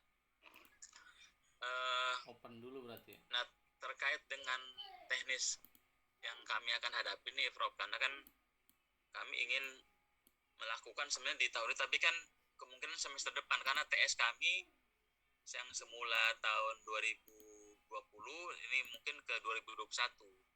Ya, yang itu mungkin pada akhir sekarang masih nanti akan kami jadikan data untuk input gitu ya. Itu kira-kira masih memungkinkan nggak untuk kami mungkin hanya semester depannya gitu untuk ikut reakreditasinya. Itu saja, Prof. Makasih. Baik, Bu Isma, supaya nanti tidak lupa saya jawab dulu ya. Monggo, Prof. Monggo, silakan. Siapa tahu nanti Pak Ahmad ya, Bu Dia dan Bu, ada 2 Dia di sini ya, ada Dia Andika, ada Dia Mutiara. Sama-sama dari UMG ya ini. Begini Pak ya, dan sekalian ya, kurikulum itu kalau di S1 kan harus di review paling lambat 5 tahun ya. Saya ulangi, kurikulum untuk S1 itu harus direview ulang paling lambat 5 tahun sekali. Mengapa 5 tahun? Karena S1 itu kan 4 tahun Bapak sekalian ya. Sehingga ketika sudah meluluskan itu harus dievaluasi apakah lulusannya itu sesuai dengan yang diharapkan atau tidak gitu. Maka kurikulum di review kembali. Di review itu tidak mesti dirubah ya, tapi harus ada review, ada proses evaluasi kurikulum yang telah berjalan. Nah, Bapak sekalian, perubahan kurikulum itu ada yang bersifat makro, bersifat meso, bersifat mikro, gitu ya. Yang saya sebut tadi 5 tahun sekali paling lambat itu adalah makro, ya. Jadi harus direview dan dievaluasi secara menyeluruh, Pak. Ya. Dari mulai kalau tadi merujuk pada ini linknya Bapak Ibu, panduan dari dikti. Silakan diisi, bantu isi masing-masing ya. Langsung asal copy aja dulu. Dilihat semua. Ini linknya udah saya kopikan di sini, langsung isi masing-masing. Tingkat menengah Pak gitu ya, menengah. Mungkin tidak 5 tahun, mungkin setahun 2 tahun itu ada perubahan sama mata kuliah. Aksesnya gitu. di. Tetapi CPL-nya tetap itu silahkan. Bentar. Ya, gitu. Oh iya. Nah, yang berisiko mikro dan ini wajib dilakukan paling telat setiap akan ada pembelajaran di awal semester. Itu RPS. Karena kan RPS itu bagian dari kurikulum. Bisa, Bapak Ibu? Jadi nggak boleh RPS itu di review 5 tahun sekali, nggak boleh. Gitu. Ya, belum bisa. Terlalu telat di situ. Ya, ini mohon dipahami. Jadi peninjauan dan atau perubahan kurikulum itu, ya sekali lagi ada yang di tingkat makro, meso dan mikro. Yang makro tadi yang menyeluruh, yang mikro itu yang RPS. RPS itu harus dilihat kembali setiap semester, ya. Setiap Bapak Ibu akan mengajar, Bapak Ibu harus melihat kembali apakah RPS-nya itu masih sejalan tidak dengan perkembangan zaman. Minimal itu adalah yang diklik yang mana ini, Bu? Harus ada penambahan atau peninjauan untuk membukanya referensi agar misalnya. bisa. Itu yang begitu ini? Ya, yang pertama. Kemudian untuk yang kedua Pak, tadi ada kebijakan, pelaksanaan, evaluasi dan tindak lanjut. Nanti Bapak tinggal ini aja, template aja Pak tadi itu, ya. Jadi template aja. Ya? Nanti sekali lagi Bapak Ibu tidak usah mengarang format sendiri, nanti tinggal masuk template, ya. Yang tadi sudah saya tunjukkan, tapi ini tadi kan S3. Nanti untuk S1 dan S2 akan insya Allah menyusul dalam minggu ini begitu. Ya. Kemudian untuk TS silahkan Pak, ya. Jadi kan masih lama ya Pak, masih 2024 ya gitu. Jadi masih agak santai lah gitu. Editor ya. Tapi mau reakreditasi percepat gitu Prof, karena dapat C ya. Oke. Ya. Boleh ya. Jadi kalau aturan dalam PT kan setelah 2 tahun boleh reakreditasi ya. Silakan Pak. Iya. Oke. Ya. Jadi gini, ini sekaligus saya ingin menjelaskan konsep TS ya. Jadi TS sekarang itu adalah tahun akademik terakhir yang utuh ya. Jadi yang disampaikan Pak Suryadi itu betul. Ya, jadi kalau Pak Suryadi sekarang submit itu TS-nya harusnya 2021. Yang hitamnya. Gitu kan. Tapi kalau ingin 2122 nunggu sampai Juli selesai Pak Sur, gitu kan. Karena kan tahun akademik itu kan dimulai dari Agustus, Januari, Februari, Juli. Tahun akademik utuh ya namanya. Dan harus ganjil genap ya, nggak boleh genap ganjil. Sudah? Gitu. Nah sekarang ini kan dalam proses perjalanan semester genap Februari, Juli ya. Sehingga nanti kalau Pak Suryadi ingin TS-nya itu 2021, 2022 harus menunggu sampai Juli terakhir Pak. Bisa ya? Nanti sebenarnya Agustus begitu, kira-kira begitulah. Kita kebut lah. Nah, dan dimungkinkan sekalian. Jadi ya kalau PowerPoint harus share sering kayak gini cepat malah ya. C itu sebenarnya kan sudah terakreditasi, tapi psikologi pasar itu menganggap C itu masih keren lah gitu ya Pak Suryadi ya. Ya minimal B kalau nanti menggunakan istilah baik sekali unggul gitu ya. Ya minimal kalau baik sekali itu di pasaran sudah relatif secara psikologis itu aman begitu ya gitu. Silakan aja Pak, nanti meskipun belum habis masa akreditasinya silakan melakukan akreditasi ya untuk ini ya. Baik, itu nih Pak Suryadi. Untuk kopinya ini file silakan Pak yang dari Pak Atta Zubaidi, untuk yang di copy ini nih. Saya pindahkan ke sini. Nah ini Bapak Ibu bisa copy dari sini, nanti pindah ke slide ya. Dari situ bisa dipindah ke slide. Bisa nggak dibuka? Nanti kalau nggak, ini saya buka lagi. Ya, Solo Jogja ya. Saya ini lagi. Terkait lampiran, Prof. Tadi kan disampaikan Prof Joko bahwa di dalam kita mencantumkan aturan, baik itu undang-undang Ya. Peraturan permen maupun aturan rektor itu kan memungkinkan untuk dilihat lampiran itu. Jadi kalau dulu itu di akreditasi standar itu kan di bawah kan ada nggih Prof nggih, lampiran jadwal lampiran 1, lampiran 7. Nah, kok di Lamdik ini kira-kira ditaruh di mana nggih Prof? Ataukah langsung dilingkan dalam dokumen tersebut, misalkan ketika kita menyebutkan bahwa ini ada aturan rektor nomor segini begitu, kemudian itu kita biru begitu, jadi nanti ketika diklik langsung muncul peraturan rektornya begitu, ataukah bagaimana begitu ketika menaruh lampiran itu yang pertama Prof. Kemudian yang kedua Prof, ini kemarin saya sempat membaca juga untuk kriteria 7 yang penilaian Prof. Penelitian ya. Niku dikatakan di sana bahwa di 7.2.1 itu ada deskripsikan pelaksanaan penelitian di TPS yang dilakukan berdasarkan peta jalan, roadmap, dan kelompok penelitian research group ini.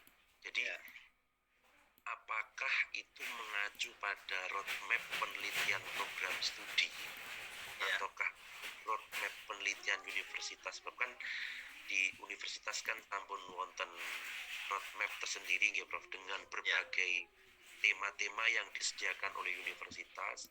Nah, apakah kita otomatis kita wajib membuat roadmap itu dan disahkan oleh dekan, apakah sudah cukup atau pripun Prof? Saya masih belum bisa menangkap di penelitian itu.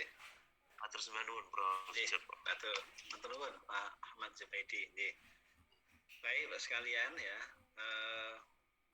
untuk kebijakan Pak, ini sebenarnya tadi sudah saya jelaskan ya. Mungkin Bu Ismah waktu pendampingan di Jogja itu masih ada teman yang membuat list ya, kebijakan dari itu sampai 15 item gitu ya. Mulai dari undang-undang sampai itu kan tidak semuanya relevan gitu. Maka sekali lagi ketika Bapak menyebutkan kebijakan, katakanlah begini, kebijakan penerimaan mahasiswa baru. Ya, saya ulangi ya, misalkan kebijakan penerimaan mahasiswa baru.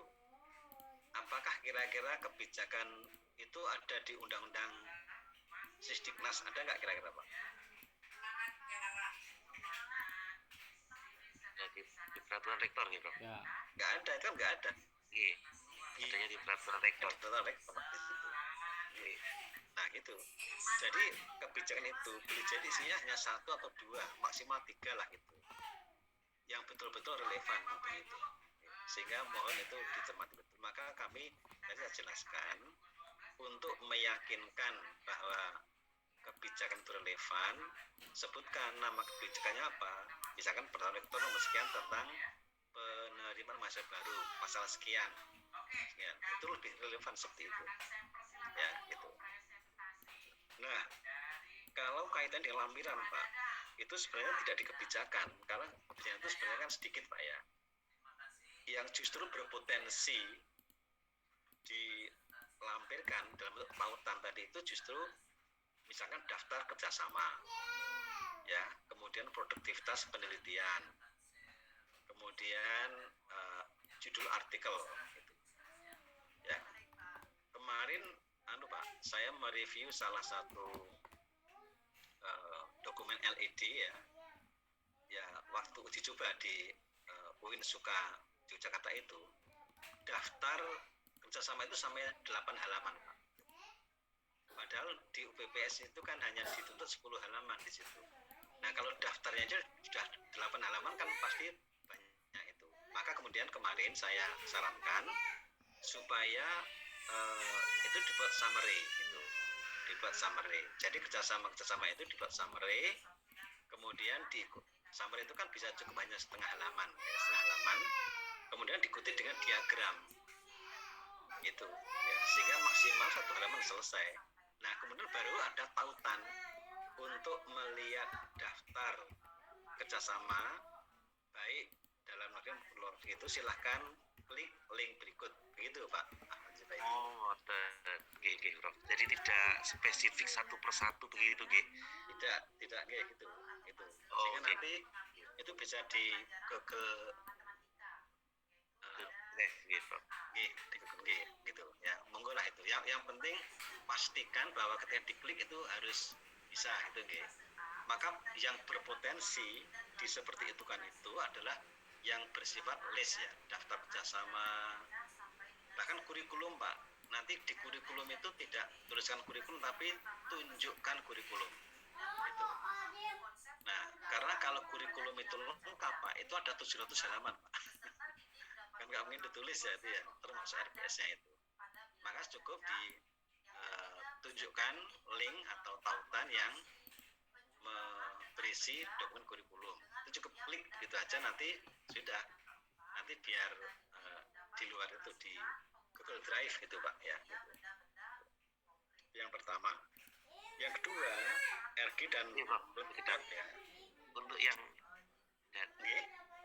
Prof, untuk yang data kuantitatif itu kan itu ada bukti bukti ya. Gitu. Kemarin itu saya sempat ngisi penelitian dosen dengan mohon maaf apa nggih kemarin. Terus kemudian di kolom terakhir itu ada bukti gitu.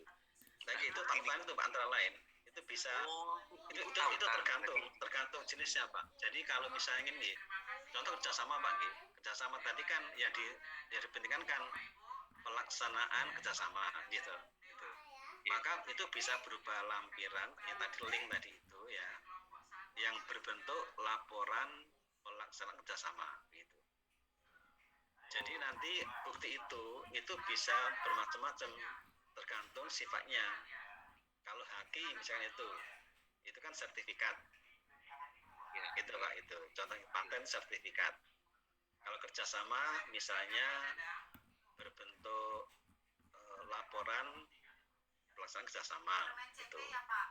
Kalau itu misalkan integrasi antara pembelajaran dan penelitian, wujudnya apa? Misalnya RPS atau buku ajar itu. Jadi itu tergantung masing-masing item Pak di situ Pak. Itu berarti diisi linknya nggih Prof nggih. Bukan bisa diisi linknya. Nggih. Gitu. Sertifikat, bukti, ya. Laporan bukan ngoten nggih, tapi linknya nggih. Linknya apa gitu. Nggih. Jadi kan nanti sertifikat itu kan ada di link itu Pak. Sehingga nanti diklik ada gitu ya. Ada linknya nggih. Termasuk misalnya ini Pak, artikel-artikel itu kan juga tidak terus artikel tapi link artikel Pak. Artikel di jurnal apa itu kan dalam bentuk link-link itu. Nggih. Nanti Pak gitu. Nah, untuk yang RG dan RM itu nanti mohon Pak Ahmad menceritakan kebijakan di UII Pak. Tapi kalau di tempat kami RG itu dievaluasi tiap 2 tahun sekali Pak. Ya, jadi dibongkar pasang itu tiap 2 tahun sekali gitu. Ini untuk mendinamiskan ya RG ya. Di tempat kami Pak itu baru saja dirombak ya sekitar 3 bulan yang lalu Pak. Itu. Nah, berdasarkan evaluasi ini siapa yang merubah itu LPPM Pak. Jadi LPPM di situ. Jadi lembaga penelitian dan pengembangan masyarakat. Jadi kami itu di wilayah itu ada sekitar 250 sekian atau 300 sekian RG Pak di situ. Tetapi hasil penilaian di LPPM ternyata ada sekitar 140 RG yang tidak aktif gitu. Bahkan tidak punya produksi sama sekali itu. Maka dikocok ulang Pak, dikocok ulang. Saya sendiri punya RG yang produktif Pak. Saya ketua RG Pak ya. Ketua RG saya punya 3 anggota yang masing-masing itu punya Scopus, ada yang 6, ada yang 7, ada yang banyak di situ. Maka nilai RG saya itu tinggi gitu. Tapi yang sekarang itu ya, dikocok ulang itu. Saya itu punya 4 kelompok Pak. Punya 4 anggota yang sama sekali belum punya artikel Scopus. Itu. Maka ketika kami itu mengajukan hibah RG itu di paket C Pak, paling rendah di situ. Karena produktivitasnya belum ada sama sekali. Sehingga itu sebenarnya eksistensi dan kualitas RG itu nanti juga akan mempengaruhi skema-skema penelitian yang ada di situ. Gitu. Nah, kemudian roadmap. Ya, roadmap itu roadmap prodi, Pak. Tapi kan roadmap prodi itu kan tidak lepas dari roadmap universitas. Gitu kan. Jadi kan roadmap universitas kan diturunkan ke fakultas, kemudian ke prodi begitu. Nah, sehingga yang dimaksud roadmap di sini adalah roadmap prodi gitu. Ya, karena kan masing-masing roadmap prodi itu kan dasarnya kan fisik ilmuwan tadi itu Pak gitu. Jadi maka nanti roadmap misalkan roadmap pendidikan bahasa Inggris akan beda dengan roadmap misalkan di prodi prodi sejarah atau apa itu beda-beda di situ. Tapi yakin bahwa roadmap di prodi itu tidak akan lepas sama sekali dengan roadmap di universitas. Dalam hal ini ya kebijakan makro dari rektor begitu Pak. Atau ya Pak Ahmad. Matur nuwun Prof. Sami-sami Pak Ahmad. Monggo berikutnya Bu Diah Andika.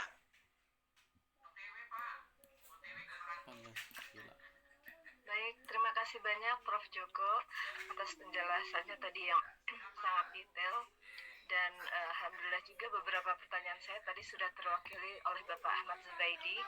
Jadi ada tinggal satu pertanyaan saya lagi tentang ini Prof. Kalau misalnya ada kerjasama tapi institusinya tidak melakukan MOU ataupun MOA, tapi lebih bersifat personal, tapi ada luarannya. Nah itu bagaimana cara memasukkannya ya Prof ya, ataupun laporannya seperti apa gitu Prof? Sudah? Iya Prof. Terima kasih Prof. Begini Bu ya, ini nanti juga tergantung kebijakan Bu ya. Satu contoh begini, ketika saya masih menjadi dekan Bu ya, itu rektor ya dalam hal ini perguruan tinggi itu membolehkan kerjasama itu di tingkat prodi ya, maka kami melakukan kerjasama MOE waktu itu ya antara prodi PLB di UNS dan prodi pendidikan khas di UGM ya, University of Malaysia itu prodi.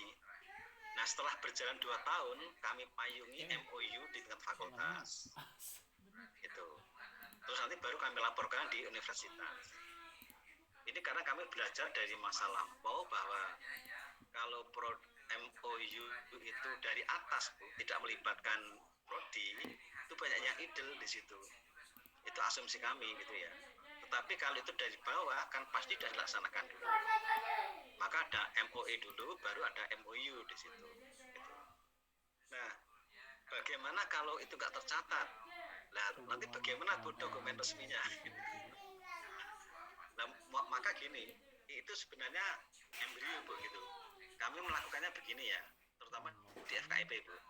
Terutama teman-teman dari lulusan luar negeri, itu memang waktu itu kami dorong untuk melakukan namanya personal touch dulu ya. Contohnya misalkan ada alumni dari Amerika atau dari perguruan tinggi A di Amerika begitu. Ini saya minta mas dosen yang alumni Amerika itu untuk mengkontak entah itu promotornya, entah itu lembaganya begitu. Tapi setelah deal itu mohon diikat dengan MOE Bu minimal. Sehingga nanti secara hukum itu sah bahwa itu kerjasama. Tapi kalau kerjasama personal, ya meskipun ada outputnya, entah itu artikel, entah itu apa, tapi kalau nggak tercatat di universitas Bu, itu nggak diakui Bu. Itu. Ya, jadi mohon kalau di tempat kami sekarang itu harus mengetahui WR4 sekarang ini.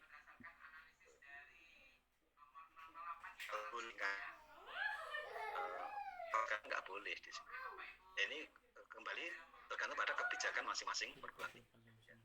Jadi intinya begini, kerjasama personal yang belum dicatatkan di lembaga itu belum dianggap sebagai sebuah kerjasama, meskipun sudah punya output.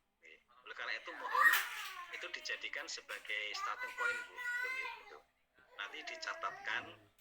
Nanti ini lihat kebijakannya apa, apakah boleh kerjasama itu hanya sampai pada fakultas UPPS ya, nanti MOE atau MOU begitu ya, itu tergantung kebijakan di UMC seperti apa gitu. Kalau ada Budikan sekarang ya nanti bisa langsung dijawab oleh Budikan itu, sehingga nanti seperti apa, karena masing-masing perguruan tinggi punya kebijakan yang berbeda-beda. Begitu Bu Diah ya. Baik Prof. Makasih banyak Prof. Ya, sami-sami. Bu Mutiara sekarang silahkan. Oke, baik Prof. Saya kebetulan sekro di S3 ya Prof. Manajemen Pendidikan Islam. Ya. Kami sedang bergulat dengan akreditasi yang kemarin sudah konsultasi, batas akhir kami untuk upload itu 31 Agustus 2022, tetapi kami juga diminta mengisi data perpanjangan masa studi segera dengan mengisi RO dan profil program studi. Permulia, oke. Ya, kami sudah melakukan RO, nanti kami akan melakukan profil program studi akan kami upload di laman kami ya Pak ya. Oke, ya. Kami sudah melakukan. Oke. Terus yang ingin saya tanyakan Pak, ini kalau LED dan LKPS, tadi LED Prof bilang akan diunggah ya Prof di laman untuk minggu ini untuk S3 ya Prof ya. Template ya, betul. Templatenya. Kalau LKPS saya sudah pernah terima, sudah pernah buka di laman. Apakah itu yang berlaku itu atau ada yang baru lagi Prof? Yang 13 Maret ya? Iya, ya. Soalnya kita sudah mencoba mengisi betul. Jadi yang Excel, betul. Yang Excel yang di terakhir 13 Maret. Itu yang terakhir ya Prof ya. Berarti kami nggak salah gitu, takutnya ada template yang terbaru lagi. Oke, baik. Terus apakah ada pengulangan Prof antara template yang kita isi, tabel-tabel yang kita isi di LKPS dengan di LED itu? Tapi apakah akan ada pengulangan di template yang di LKPS dengan LED itu? Karena sepertinya saya lihat ada pertanyaan yang mirip antara LED dengan LKPS LED, ternyata juga ada tabel-tabel seperti itu ya Prof ya? Ya betul. Jadi gini Bu, template itu hanya alat bantu sebenarnya ya. Jadi template itu hanya alat bantu. Itu tidak mengubah substansi Bu. Tidak mengubah substansi, tidak mengubah urutan. Itu hanya semata-mata membantu asesi ya, supaya tidak salah ngisi gitu ya, karena tanpa template itu banyak yang salah ngisi. Betul. Artinya tidak diisi saya gitu. Iya. Gitu. Maka kadang kemana-mana gitu ya Prof. Nah gitu. Ngomongnya. Maka kotak-kotak itu sengaja kita adakan supaya ya di kotak-kotak itulah yang diisi, selain yang di tabel itu, begitu ya. Sebenarnya sih kan karena proses kemarin kita sudah pernah mengerjakan yang standar template yang dibuat oleh Ban PT itu juga ya. Saya malah justru melihat memang lebih mudah yang Lamdik ini Prof. Iya, untuk template-nya. Lebih simpel, lebih mudah dan lebih enak untuk mengerjakannya dibanding yang dibuat oleh Ban PT kemarin. Gitu. Iya. Oke, memang Prof. testimoni teman-teman seperti itu, termasuk testimoni asesor senior juga begitu ya. Jadi memang dulu ketika memutuskan apakah kita mengikuti Ban PT atau tidak, itu salah satu pertimbangannya adalah kesimpulan gitu ya, simpel dan rasional ya. Jadi ini saya beri penjelasan mengapa namanya LED, kok tidak borang ya. LED itu kan laporan evaluasi diri. Kalau dalam Bapak Ibu lihat di AK atau di ACI ini yang terakhir itu namanya SAR ya, Self Assessment Report ya. Itu adalah memotret apa yang sudah kita lakukan ya. Bukan sesuatu yang akan dilakukan, tapi sesuatu yang sudah dilakukan gitu. Maka itu di masa lampau, dan tadi ketika saya menjawab Pak Suryadi itu TS-nya harus TS akademik terakhir yang utuh gitu ya. Kalau kita berarti TS-nya kalau program S3 ini mau upload tanggal 31 Agustus ini berarti TS-nya TS sampai dengan dari 2019 ya Prof. Jadi kalau TS-nya berarti kan kalau Ibu habisnya upload 31 Agustus berarti kan sudah tahun akademik terakhirnya sudah utuh Bu, ya kan? Soalnya kan tahun akademik utuh itu kan Agustus 2001 sampai Januari 2022 itu yang semester ganjil, kemudian Februari sampai Juli 2022 itu kan semester genap, sehingga itu pas Bu. Jadi kalau Bu Diah Mutiara submit 31 Agustus, itu data terakhir itu adalah 31 Juli di situ. Itu pas banget itu, enak banget itu. Jadi TS-nya itu TS 2021-2022. Kemudian TS-1 2020-2021